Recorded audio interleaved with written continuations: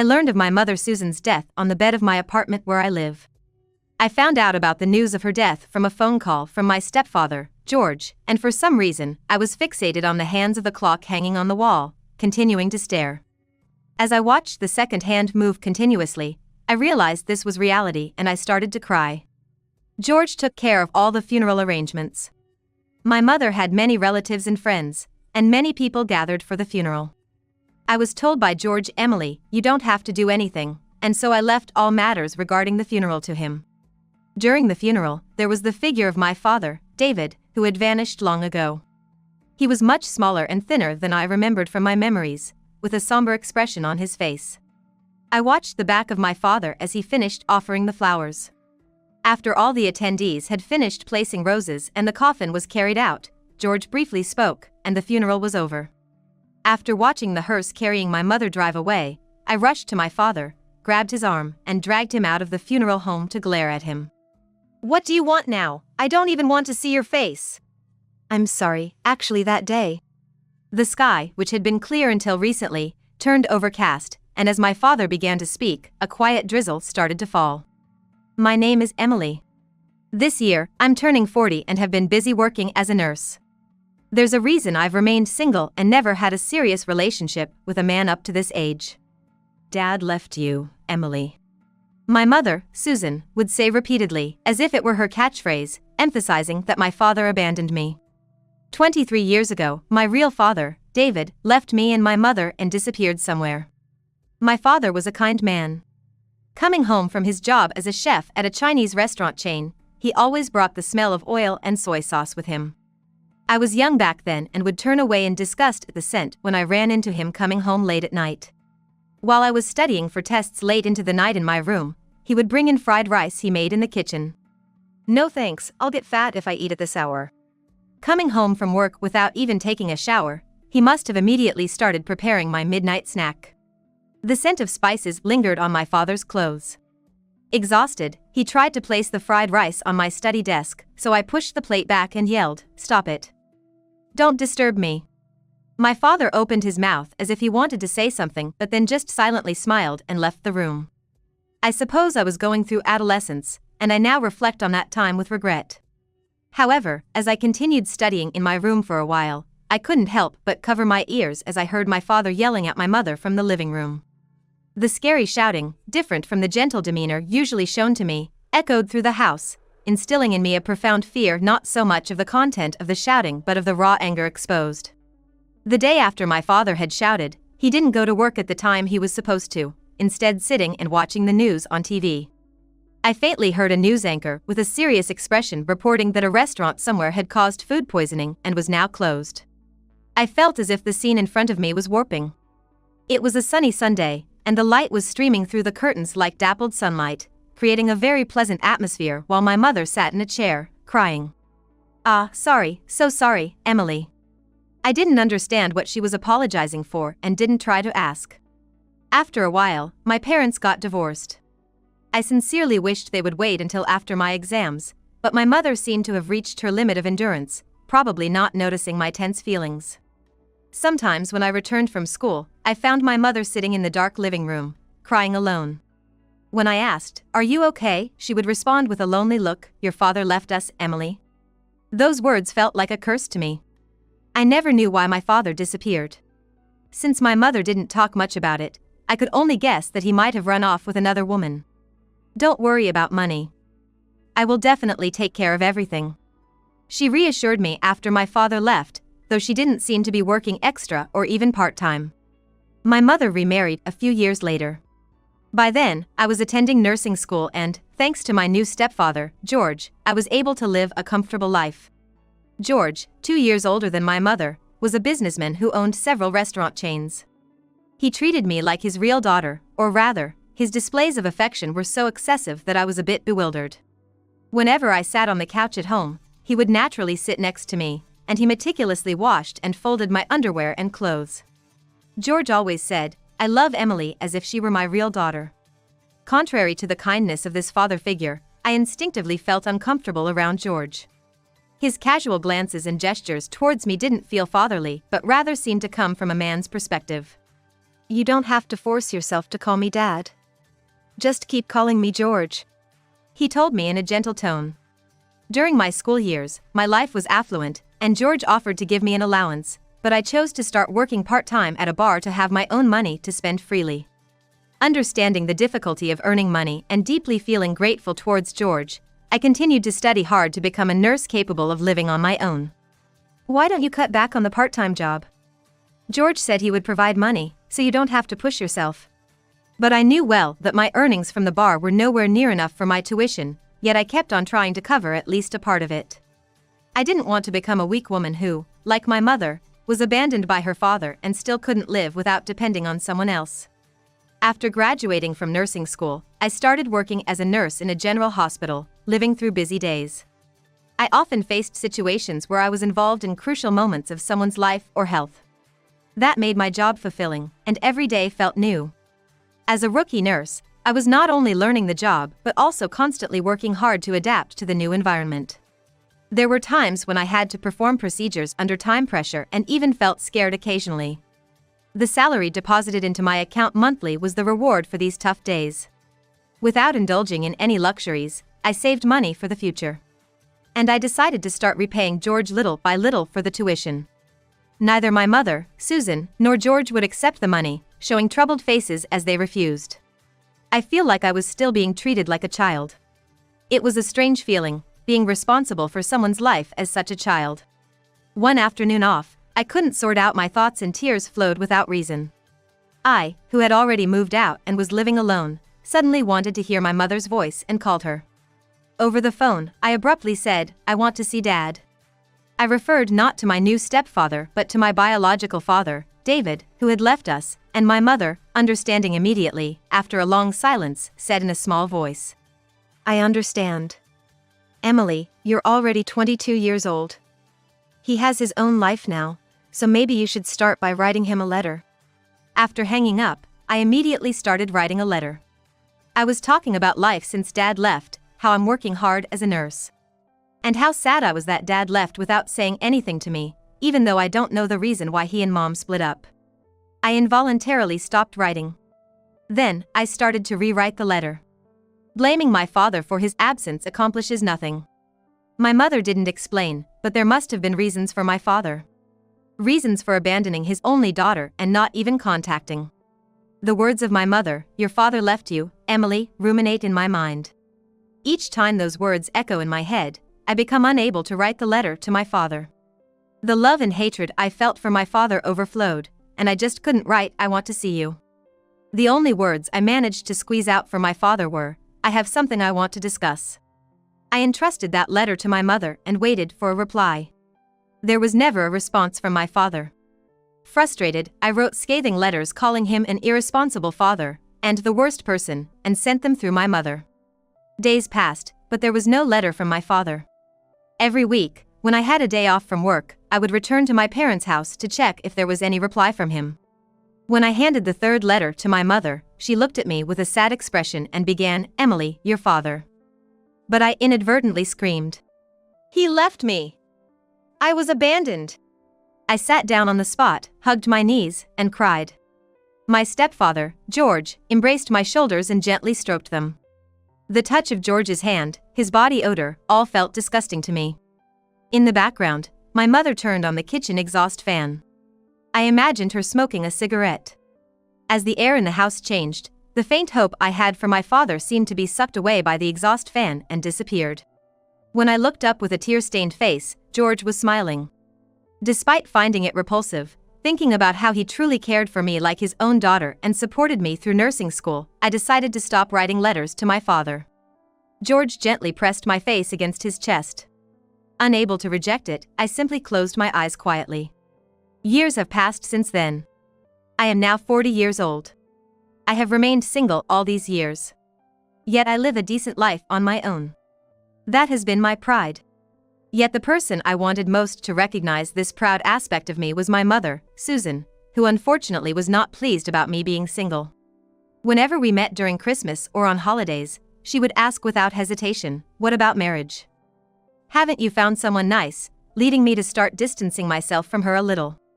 Then one day, my real mother, Susan, passed away from an arrhythmia. It seems that my stepfather George's business has been growing significantly, and my mother continued to live a comfortable life as a stay-at-home wife without undergoing health checkups, collecting dresses as a hobby, and inviting friends and relatives to her home to enjoy what she called a dress-up teaching session. It seems that my mother passed away on the morning she was gathering her friends for one of these dress-up classes. A friend who found her collapsed in the living room called an ambulance, but she had already passed away before reaching the hospital. I learned of my mother's death lying on my bed in my apartment. I was staring at the hands of the clock on the wall as George informed me over the phone. I realized this was reality as I watched the second hand move, and I broke down in tears. George took care of all the funeral arrangements. My mother had many relatives and friends, and many people gathered for the funeral. I was told by George, "Emily, you don't have to do anything," and I left all the funeral matters to him. During the funeral, the solemn chanting by the priest echoed as attendees paid their respects before approaching me and George to bow. Among the line, there was the figure of my father, who had disappeared from our lives long ago. He looked much smaller and thinner than I remembered, with a somber expression on his face. I watched his back as he finished paying his respects. After the attendees finished their respects and the coffin was carried out, George briefly greeted everyone and ended the funeral. After sending off my mother in the hearse, while waiting for the bus to the crematorium, I rushed to my father, grabbed his arm, and dragged him forcefully outside the venue, glaring at him. "What do you want now? I don't even want to see your face." "I'm sorry, actually, that day." The sky that was clear until then turned overcast, and as my father started to speak, a quiet drizzle began to fall. The words that came from my father were unbelievable. He said that my mother had a severe habit of wasteful spending and they had countless arguments about household finances. My father, who was in charge of money management, had repeatedly warned her about her habit of impulsively buying dresses with her credit card, but she never stopped. Even she was going so far as to cancel the savings account intended for my college. Moreover, suspecting my mother's frequent outings, he hired a detective and discovered she was having an affair with George. I glared at my father with a skeptical look. "So, you were in charge of the finances and always angry about Mom's spending, but then you proudly hired a detective to uncover her affair? Detectives aren't cheap, right?" "Emily, I was." "That's okay. Let me hear it all." "I was only told by Mom that you left us." To avoid the increasingly heavy rain, my father and I, neither of whom were smokers, moved to the covered smoking area at the entrance of the funeral home. Perhaps because there are few smokers in our family, no one else was there. Finding out about the affair, I thought about asking Susan for a divorce. But it turned out she was the one who asked for it first. My mom, who had an affair with George, as you know, was a businessman with financial freedom. After divorcing my dad, she remarried George, seeking a wealthy lifestyle, and the divorce was finalized with mutual consent. It seemed obvious that my dad intended to take me with him after the divorce was settled. But Mom didn't want to let me go. Facing college entrance and an economically challenging period ahead, my dad, who had just lost his job at the restaurant, seemed uncertain about making ends meet on his own. Moreover, Mom convinced him that it would be pitiful for a girl of my age to suddenly start living with her father alone. "Even so, I wanted to live with you, Emily, but..." Seeing me always struggling with a pained expression due to my exam studies, he didn't know what to say, and when he just looked at me lovingly, I responded with a look of fear, making him unsure of what he was fighting for. Mom met with my dad at a time I wasn't around and asked him, "Emily is in a crucial phase with her exams. Please disappear quietly without causing any disturbance," and so he vanished without saying anything, thinking of me. At that time, I agreed. "But even after your exams were over and you started attending nursing school, your mother still found reasons to prevent me and you from meeting, saying you're just a freshman or it's just before a test." Frustrated by my dad's persistent attempts to see me, she said, "Emily is scared of you. It will make it hard for her to get used to her new family, so you should avoid meeting her." My dad added that none of the letters I sent him ever reached him. After finishing his story, he took a deep breath. Then he bowed deeply to me, apologizing for causing me pain without clearing up the misunderstanding. Glancing at the back of his slightly balding head, I looked away. "I came here today because I saw George, who remarried Susan, walking with another woman. I just couldn't stop worrying about the current you. Lift your head. It'll look weird if someone sees you like this. Slowly, my dad raised his head and looked at me.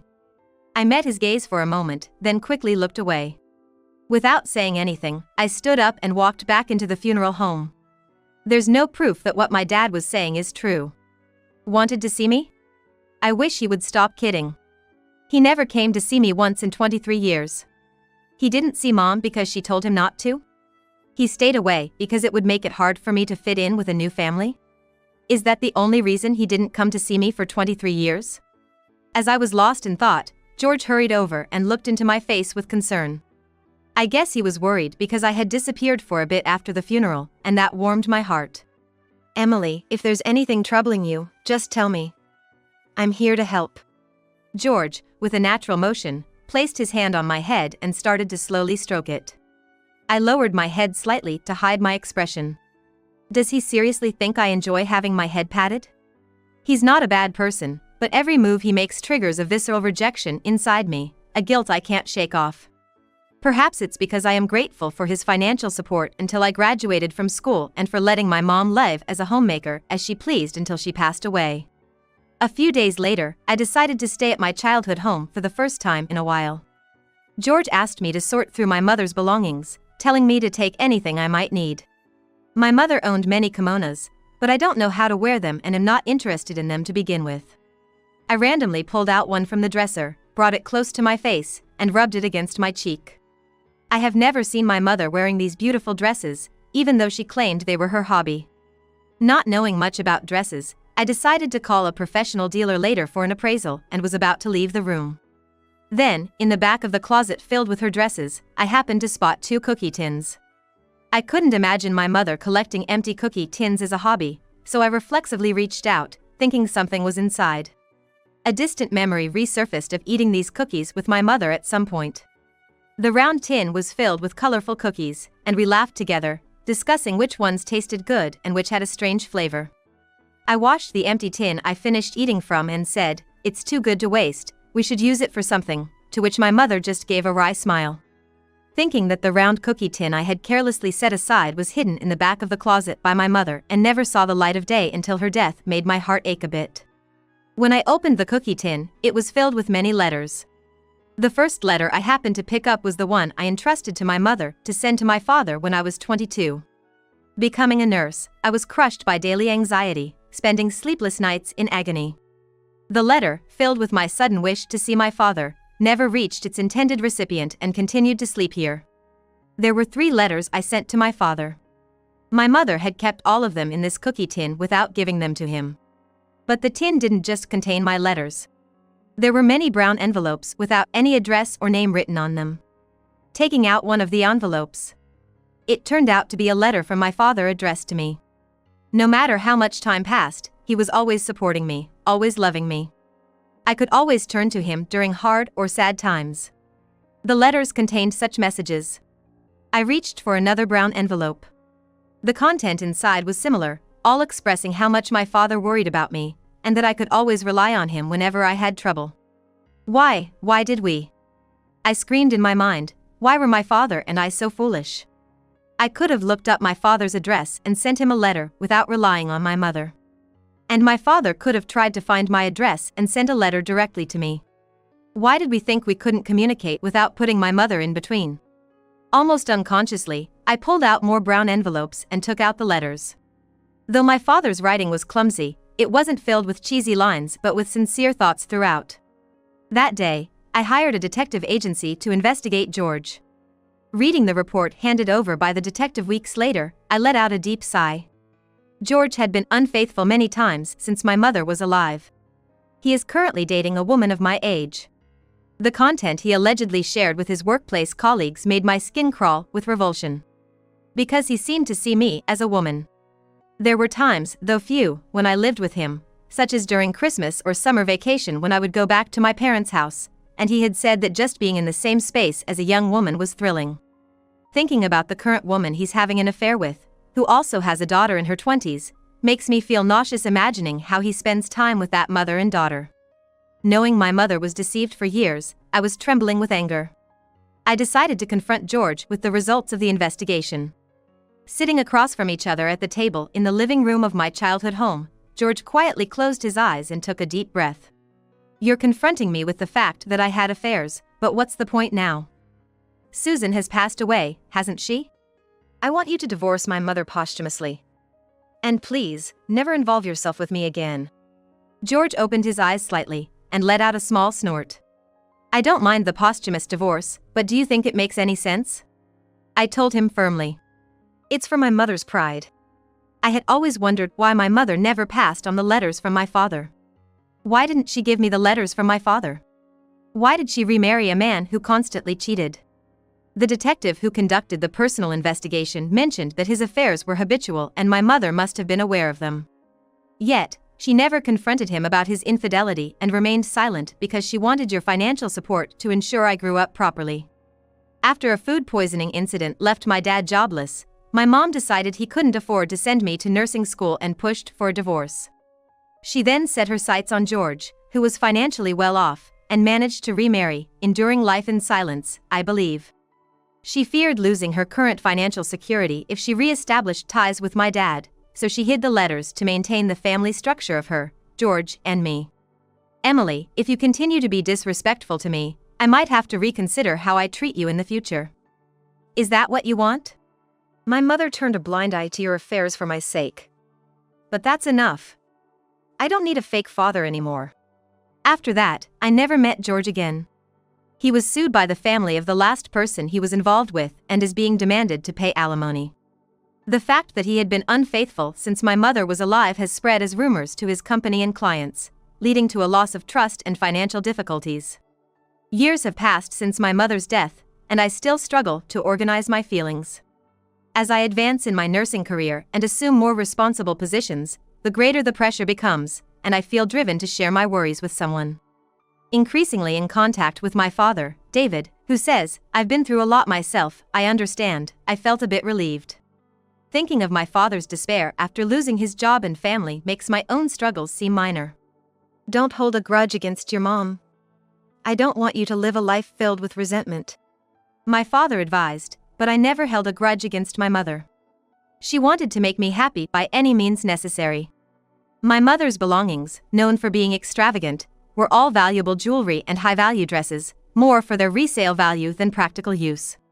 My father also wished for my happiness and chose to step back. I visited my father's apartment after a long time. I noticed the sparsely furnished room with the bed laid out, but the kitchen stands out as exceptionally clean. Standing in that kitchen and watching my father cook with efficient movements, the nostalgic smell of oil and soy sauce filled the air. Here, the fried rice is ready. He presented the freshly made fried rice in front of me, lost in thought. The steam rose, and looking at the fragrant dish, I eagerly scooped it up with a spoon. Yeah, it's delicious. Really delicious. Don't rush. If you're still hungry, I'll make more. I paused and looked up at my father. Seeing his aged, wrinkled face smiling back, even more wrinkled than before, I couldn't help but let the tears fall. I'll find someone nice as soon as possible. Huh? Why does this topic come up while eating fried rice? I just said, whatever, to end the conversation, and shoved the fried rice into my mouth. Someday, I hope to marry someone who can cook as well as my dad. I can't say that in front of him, but I sincerely hope to meet someone like that one day.